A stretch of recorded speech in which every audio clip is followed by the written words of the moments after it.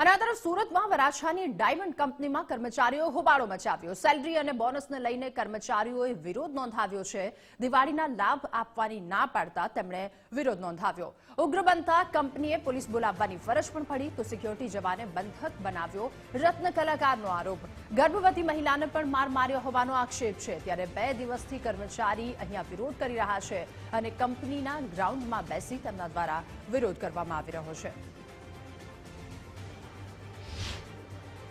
વિસ્તારમાં આવેલી Asian diamond star company દ્વારા આ વખતે જે રત્ન કલાકારો છે તેમને બોનસ આપવાની મનાઈ કરવામાં આવી છે અને જોઈ શકાય છે કે આ પ્રમાણે રત્ન કલાકારો મોટી સંખ્યામાં કામ કરી રહ્યા છે। અત્યારે આપણે જાણવાનો પ્રયાસ કરીશું કે તેઓનું શું કહેવું છે। મીડિયાવાળા બોલાવો। બોનસ ઓછો કરી દીધેલો છે, અમારો પગાર કટ કરી નાખેલો છે, પગાર કાપેલો છે, આ દિવાળી 6 મહિનાથી પગાર કટ કરી નાખેલો છે તો પણ અમને કઈ જાણ મળી નથી। અહીંયા અમે રત્ન કલાકાર છે 3 મહિનાથી। હવે બોનસ બી 10% અમારી માંગ છે, અમારે જેવો છે એવો ચાલુ જોઈએ, બસ બીજો કઈ માંગ નથી અમારી। 10% બોનસ બી કાપવાનો છે અને પગારમાંથી 15% ઓછો કરવાનો।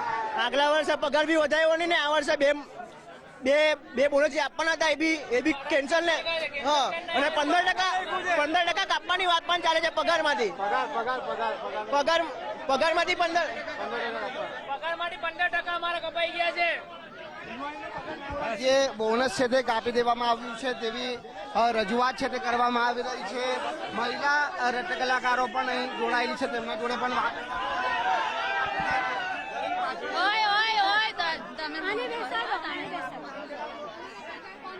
શું માંગ છે? અમારા લોકોની માંગ છે સામી દિવાળીએ જે અમારું બોનસ બંધ કર્યું છે અમને બોનસ કાયમ માટે જ જોઈશે। અમે આટલા જૂના કર્મચારી છે, 25 વર્ષ જૂના કર્મચારી છે ને અમારું સામી દિવાળીએ બોનસ આપવાની ના પડે ને તમને ખબર જ છે કે અત્યારે પરિસ્થિતિ કેવી છે। આટલા લોકો પોતાના પરિવાર લઈને બેસેલા છે। આજે સામી દિવાળીએ નાના નાના માણસોના પગાર કાપ કરવાની વાત કરે છે, બોનસ આપવાની વાત કરે છે, કાપી નાખવાની।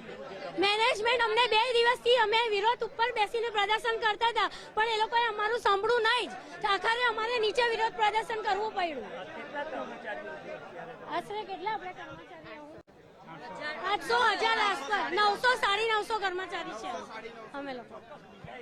બિલકુલ જે પ્રમાણે આપ સાંભળ્યું હશે કે 900 થી 950 જેટલા રત્ન કલાકારો આ ડાયમંડ કંપનીમાં કામ કરે છે અને જે પ્રમાણે હાલ દિવાળીનો સમય પણ નજીક છે અને જે પ્રમાણે હીરા ઉદ્યોગમાં હાલ આર્થિક મંદીનો માહોલ ચાલી રહ્યો છે।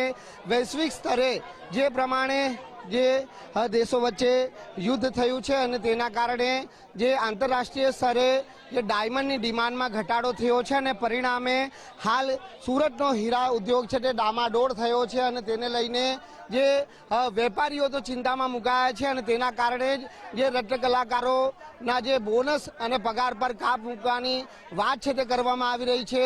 જે વરાછા એકે રોડ પર આવેલી એશિયન ડાયમંડ કંપની છે કે જેઓએ રત્ન કલાકારોને આ વખતે બોનસ આપવાની મનાઈ ફરમાવી દેવામાં આવી છે અને તેનો રોષ છે તે આજે રત્ન કલાકારોમાં જોવા મળી રહ્યો છે।